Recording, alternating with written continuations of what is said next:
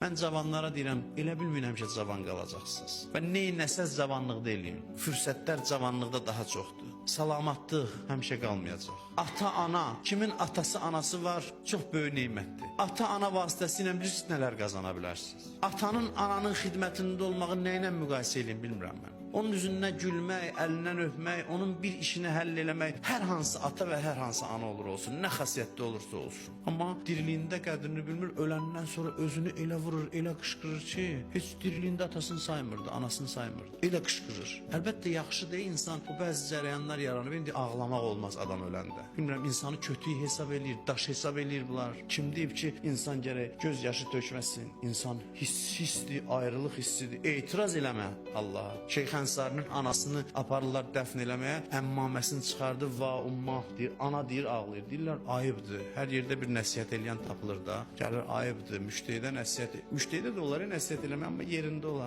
Gəlir, deyir, ayıbdır sənin üçün, sən boyda mərcəsən durub, səs-suyu qaldırmısan, ağlayırsan da, anan ölüb. Deyir ki, necə ağlamayım ki, bütün varlığım o tabutda gedir. Məni Şeyx Ənsari eləyən amildir o. Ondan əldə eləmişəm, onun tərbiyəsindən. O mənə dəstəmazsız süd verməyib, o mənə bu tərbiyəni verib, anadır uşaqların şəxsiyyətini formalaşdıran. Bütün varlığım Həzrət Əli əleyhissalamın anası Fatimə bint Əsəd dünyasını dəyişəndə ağlaya-ağlaya naləsi göyə ucalmışdı. Amma diriliyində qədrini biləndən sonra dünyasını dəyişəndə də adam ağlaya bilər. İnsan neyməti gərək dəyərləndirsin. Bugün hafizon var, oxu, öyrən.